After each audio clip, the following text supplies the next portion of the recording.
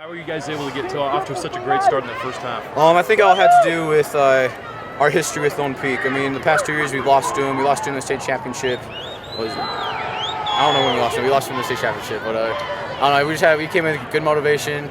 All the seniors, they wanted it so much, so got to finish the senior year off right. And I don't know. We just came in ready to play. This team, just all year long, you guys you've handled your business. You're undefeated. You're number one in the state.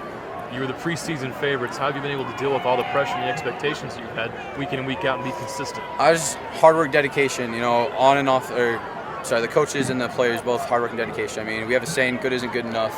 And, we really took that to heart. I mean, last year, semifinal game against Syracuse, we had 2 chances to get 1 yard, 3rd down and 4th down, and we didn't get it. That's been driving us all off season, all on season. We bring it up all the time, just to keep pushing it, and we couldn't let that happen. Well, you guys got that big lead early. How big was that to kind of take them out of the game? That was a really big thing to do because it changes the whole mindset of the game when you get them up like that. Then they're trying to catch up, and you just got to keep them behind. You didn't even play the entire third quarter. How weird is it to be in a state semifinal game and you're resting for a lot of the second half? It's actually kind of yeah, it's really weird. I don't know. It's cool though.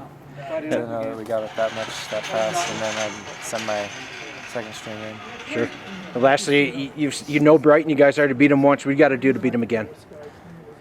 We're just gonna go in Monday and work hard and prepare like we always do. You know what? No doubt, our number one priority was to control Barron, and he's a heck of a player. And we knew coming in that if we could just contain him a little bit, that our chances would go way up. And we felt like our best defense was going to be our offense. If our offense could control the ball and score some points, of course, and keep their offense off the field, that was going to help. And, bottom line is in all phases of the game, what we played really well. I think Barron's one of the, classiest, best quarterbacks that I've seen in a long time. And he's a guy that, and I always say that a great leader inspires people around him to be better than they ever thought they could. And I think that's what he does. Because I've watched him in 7-on-7 and some other things, and we have nothing but great respect for him.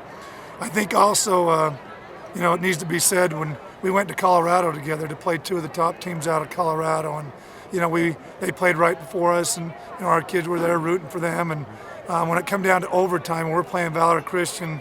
They're nationally ranked, they're undefeated, and I think the loudest people in that stadium, that were down in the end zone, was every one of the Lone Peak kids and the coaches, and man, they were into it, and ever since, you could see there was a lot of respect between our kids, and even after the game, a couple of their kids, come up and talk to us and stuff, but we have nothing but respect for their program, and I think that was one of the best games that I've ever coached, as far as our kids playing with an edge and just saying, you know what, I challenge them to see how good we can be.